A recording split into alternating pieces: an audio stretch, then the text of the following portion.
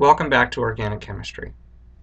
The first topic we're going to address of truly new material in the second semester of Organic Chemistry is spectroscopy. Spectroscopy is a series of techniques to determine the structure of an unknown substance.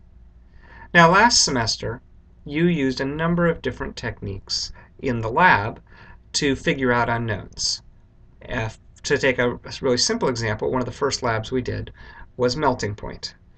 You found out that different molecules have melting points, and you got an unknown, and you measured the melting point, and you used that to figure out what you had. But that wasn't truly an unknown, because we told you that that compound was from this relatively short list of like 8 or 10 compounds. And so all you were really doing is you weren't figuring out the unknown from scratch. Instead, you were saying that it was the same or different from the molecules on that list. Because two things that have the same melting point, might be the same as each other. And then if you did a mixed melting point, another experiment to determine whether they truly were the same or whether they were different. Since there are millions of different organic compounds, there are going to be many compounds that have pretty much the same melting point. Hundreds of thousands that could have the same or very similar melting point. But what if you had a true unknown? What if you just had some substance, some white powder, yellow crystals, or whatever? How could you figure out what you had? You'd have to use spectroscopy. Spectroscopy is a series of tools that are going to tell us about the actual structure. They're going to tell us that we've got certain types of atoms or certain types of bonds. The name spectroscopy includes two parts, spectrum and scope. Scope is like looking at something, right? Like a microscope or a telescope. You're studying something. You're scoping it out, for instance. And spectro comes from the spectrum of light. Now, before we can get into spectroscopy proper, there's a couple of other things that we're going to address, and one is degrees of unsaturation. Degrees of unsaturation is simply defined as the number of pi bonds and or rings in a molecule. So if I look at these molecules, they have various combinations of rings and or pi bonds. 2-pentene, has one pi bond, and so we would say that this has 1 degree of unsaturation. Acetone, also known as 2-propanone, has 1 pi bond. In this case, it's a CO pi bond, but it's still a pi bond. 1 degree of unsaturation. Cyclohexane has 1 ring. We would say that it has 1 degree of unsaturation. So these first 3 compounds all have 1 degree of unsaturation. Let's jump down here to the bottom row. We'll come back to benzene in a sec. 1,3-butadiene has 2 pi bonds, 2 degrees of unsaturation. An alkyne, a triple bond member, is a sigma, a pi, and a pi. So we would say that this has 2 degrees of unsaturation. Cyclohexene has a ring and a pi bond, and so we would say it has 2 degrees of unsaturation. So these 3 molecules all have 2 degrees of unsaturation. Benzene's kind of an interesting case. Benzene has a ring and 3 pi bonds, and so benzene has a total of 4 degrees of unsaturation. We'll find that when things have a large number of degrees of unsaturation, they will often be aromatic. Aromatic are compounds like benzene. Let's look at some more examples. I've arranged these molecules. These are all molecules they're all hydrocarbons that involve 4 carbons. The first column here, these 2 molecules, butane and 2-methylpropane, don't have any rings and they don't have any pi bonds. 0 degrees of unsaturation, and it turns out they also have the same formula. The second column, these all have 1 degree of unsaturation. Again, these all have the same formula. That is, they're isomers of each other. That's true of the third column, which all have 2 degrees of unsaturation, and the fourth column, all of which have 3 degrees of unsaturation. Isomers seem to have the same number of degrees of unsaturation.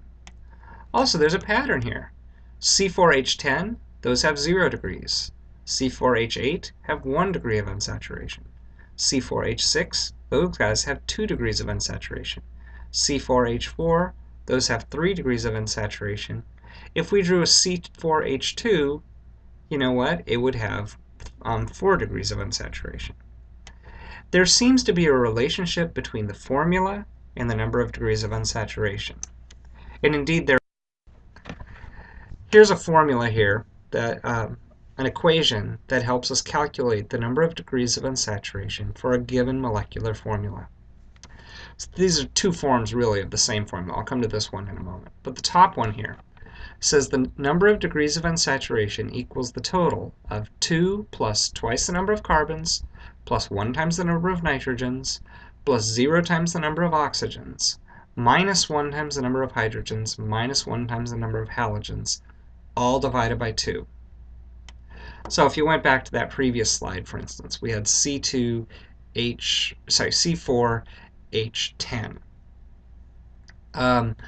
C4H10 had 2 plus twice the number of carbons, which is 8, so 2 plus 8 is 10. We didn't have nitrogens, we didn't have oxygens, we didn't have halogens, we had 10 hydrogens. So 2 plus 8 minus 10 is 0, all divided by 2, and those had 0 degrees of unsaturation. The C4H8 ones, those had 2 plus 8 plus 0 plus 0 minus 8 minus 0. So 2 plus 8 minus 8 is 2, divided by 2 is 1. And those ones had 1 degree of unsaturation, and so forth. You could look at any molecule, just any organic compound, and figure out the formula and then count the number of degrees of unsaturation, and you'll see that the formula is going to fit this.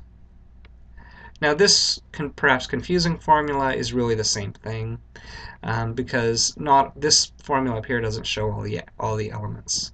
This formula says 2 plus the summation over all elements of the number of that element times the valency, that is the number of bonds that element makes, minus 2, all divided by 2. Now I want to show you that the top formula, the top equation, is simply a special case of the bottom equation. Look what we have up here. We've got 2 plus, and then we've got a variety of different elements. First we have twice the number of carbons. So in the formulation shown below, that's the number of carbons times the number of bonds carbon makes, which is 4 minus 2. So 2 times the number of carbons. How many bonds does nitrogen usually make? 3. So 3 minus 2 is 1. So 1 times the number of nitrogens. Oxygen. Oxygen generally makes 2 bonds. So for all the oxygen atoms, you have 2 minus 2 is 0 times the number of oxygens. That's the source of the 0. Hydrogen makes 1 bond. 1 minus 2 is a negative 1, so that's the source of this negative 1. And then halogens make 1, and so 1 minus 2 is a negative 1. That's the source of this negative 1. You could put in other elements too. You could put in phosphorus or sulfur or something like that, and then end up with a more complete equation up here. But simply put, what we can do, if we know the formula of a compound, we could figure out how many rings and or pi bonds it has. Now that doesn't tell us what the molecule is, because like we saw in the previous slide, there are often more than one compound that have exactly the same formula. These are isomers of each other. And this only tells us that we've got a certain number of rings and or pi bonds. It doesn't tell us which one we get. If we have 2 degrees of unsaturation, we might have something with 2 alkenes, we might have something with a triple bond, we might have something with 2 rings, we might have something that has a ring and an alkene. Lots of possibilities. So, but it does tell us something, right? And spectroscopy is going to be about clues. We're going to be given a number of different clues, and then we're going to put them together to figure out the overall structure. But let's get to spectroscopy proper. Spectroscopy is going to use light to look at a molecule. So we're going to need a few concepts that are background to all the different types of spectroscopy. We're going to look at 4 different types in particular. We're going to look at infrared spectroscopy, UV-vis spectroscopy, carbon-13 nuclear magnetic resonance, and proton nuclear magnetic resonance. And we'll also look at mass spec, which isn't really spectroscopy, but it gets kind of included. But the spectroscopy, and there are other types as well that we won't spend time on in this class, like microwave, for instance. But there are some common principles that underlie all spectroscopy, and I want to go through those before we introduce specific types. First, light is a wave. Okay, if I dropped ripples, if I dropped pebble into a pond right here in the middle of a still pond, I would see ripples form, and the ripples would move across the pond. I could characterize those ripples using three different things. I could look at the distance between the ripples. So if I could, freeze time, it'd be a little bit difficult to do this in actuality, but I could take out a ruler and I could measure the distance. I guess I could take a photograph and measure on the photograph. I could measure the distance between the different ripples. That's called the wavelength. If light is a wave, we can talk about the wavelength as the distance between the crest of one wave and the crest of the other. Or we could look at it as the trough to the trough. It's the same thing. So it's kind of a sinusoidal wave, and we could look at the distance between two waves. That's the wavelength. It's a distance, so it's measured in meters or fractions of a meter. And the symbol used is a lowercase Greek lambda. Kind of looks like a lowercase h, sort of. We could also measure the speed, the velocity, with the ripples go across. If I watched a particular ripple, I could see how fast it's going. Now for light, the speed of light is constant, so we won't be measuring the speed of light. It's going to be a constant in our equations. And I should note that the speed of light is constant in a vacuum. If we move light through a medium, it will have varying speeds for varying media, and that's where we get this optical illusion that the straw in a glass of water is bent or broken, because the light that we're seeing the straw is moving at a different rate through the air versus the glass versus the water, and so we actually see an optical illusion here. If you did refractive index in lab, that was based on the fact that light moves at different rates through different substances. But for all intents and purposes, the speed of light is constant. The other thing that we would measure is the frequency. The frequency is if I put, for instance, some sort of sensor right at this point on the pond, and I measured how many ripples moved past that sensor per moment. So the units here are on per second, per unit of time. That's the frequency. Or for instance, I could stand at the beach and I could count how many waves hit the shore every minute. That would be an example of measuring the frequency. And lowercase Greek nu, kind of a stylized v, is the symbol for frequency. Now these things are related to each other. If the ripples were moving faster across the pond, the frequency would be greater because more ripples would move past a point per given unit of time. If they were moving slower, there'd be a lower frequency, so there seems to be a relationship between the velocity of the ripples and the frequency. There's also a relationship between the wavelength and the frequency, because if there's longer wavelength, therefore there's a bigger gap between the ripples. If they're moving at a constant speed, fewer will move past my hypothetical sensor per unit of time. Now, mathematically, I could put those together as saying that the velocity of the waves is equal to the wavelength times the frequency. Since the velocity of light is constant, that comes down to the fact that really there's a relationship between the wavelength and frequency. Yeah, I can mathematically play around with this equation and show it in different ways. That's just algebra. But there turns out to be an inverse relationship between the wavelength and the frequency. Since this is constant, if this is bigger, this is smaller. If this is smaller, this is bigger. So long wavelength waves equals low frequency waves.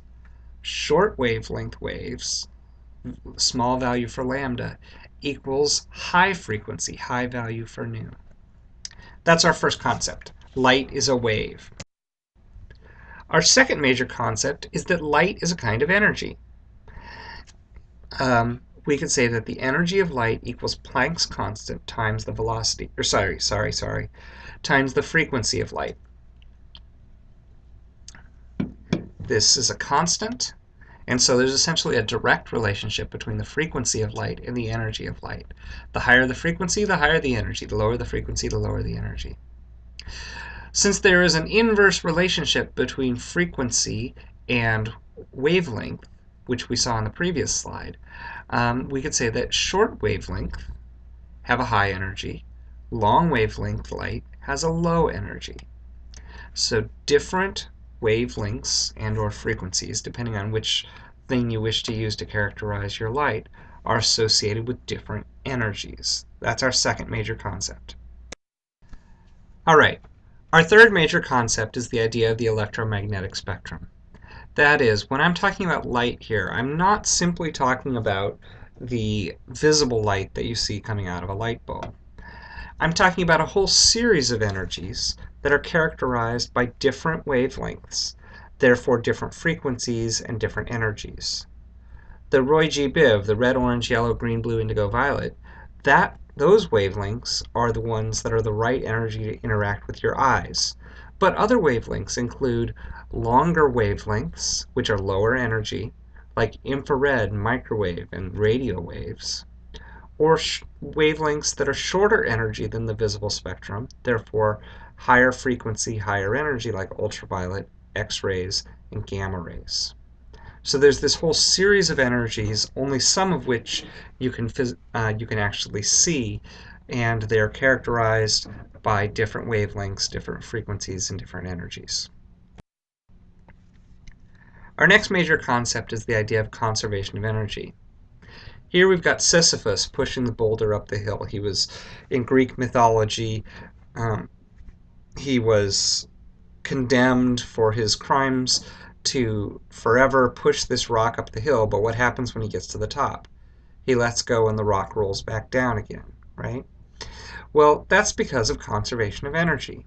He puts energy into the rock to get it to the top of the hill, but that just simply brings the rock from a lower potential energy to a higher potential energy.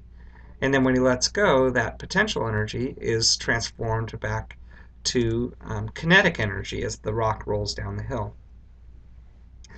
For instance, if I lift an object off the desk, well, there's this chain of energy where energy from the sun led to photosynthesis in the plant, which got stored in a form of chemical energy, which then the cow ate the plant, and then I ate the cow if I ate like a hamburger or something like this, and then my body used that chemical energy to transform it into the movement of my arms, which lifted the object off the desk, which put picked a piece of chalk or whatever up into the air, put it at a higher potential energy. If I let go, that potential energy is transformed into kinetic energy. When the chalk hits the desk, you hear a sound. That's because the kinetic energy of the chalk, or whatever I lifted up, got transformed into kinetic energy of the molecules in the air, because that's what the sound is the movement of those air molecules, etc., etc., etc. Energy is neither created nor destroyed in this process. It simply changes forms. We'll see that being important in a moment. At the microscopic level, energy is quantized. What do I mean by that? If I was to push, like if I put if I put a pencil on the table in front of me, and I put a little bit of energy into it, I push it a little, it'll move a little. If I push it more, it'll move more. If I put a lot of energy into it, it'll move a lot. At the macroscopic level, there is a kind of a continuum of energy. That is, the response is proportional to the amount of energy I put in. But that's not true at the molecular level. At the very small level, energy is broken up into smallest possible bits. And if I don't put enough energy in to that object, it won't move. If I put just the right amount of energy in, it'll move.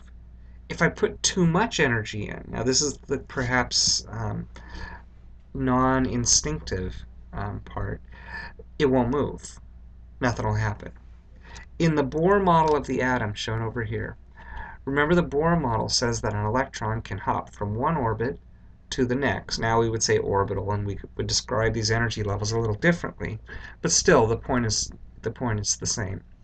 I can move an electron from say, the second orbit to the third, but I can't move it part way. I can't put enough energy. If I put the right amount of energy in, I'll move from the second to the third. If I put less energy in, nothing happens, because I can't hop from the second orbit to somewhere between the second and third. And I also can't hop from the second orbit to somewhere between the third and the fourth.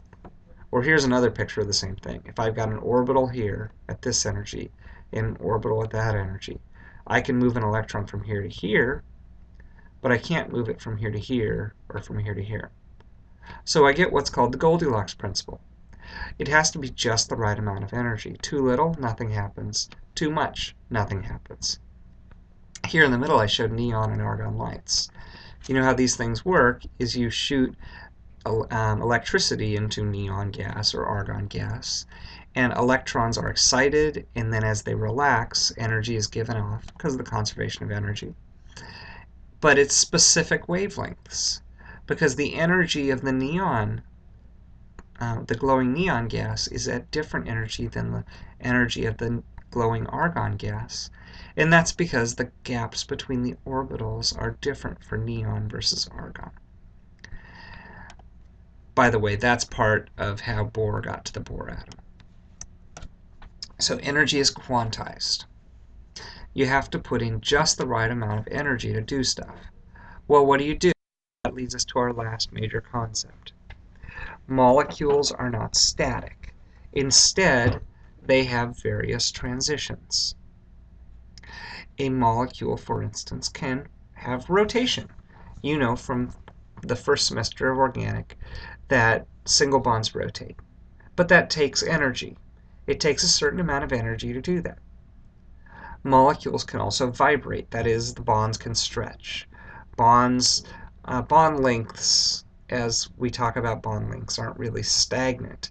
Instead, when I say that the bond length of a CC single bond is about 1.5 angstroms, what I really mean is the average bond length is about 1.5 angstroms. And instead, sometimes it's smaller and sometimes it's bigger, because really it's vibrating back and forth. We can also talk about moving electrons from one orbital to another. That's what this right-hand picture is trying to show. The movement of an electron from this orbital to this orbital. These different transitions of molecules take different amounts of energy. It doesn't take much energy to cause something to rotate. It takes more energy to cause something to vibrate. It takes even more energy to move electrons back and forth. Okay, let's put all of these together. These 6 concepts. Light is a wave, light is energy. There are different types of lights with different energies. Energy is conserved, so when different things happen, the amount of energy stays the same, but it might change forms. That energy is quantized to cause things to happen at a very small level. You need exactly the right amount of energy, and of course, different things happen in molecules, as shown on this last slide. That goes together to come up with the idea of spectroscopy. What we're going to do in spectroscopy is we're going to have a sample, and we're going to somehow hit it with light broadly defined. We're going to hit it with some portion of the electromagnetic spectrum, and we're going to somehow measure the response and get a graph like this, and that's going to tell us something about the molecule.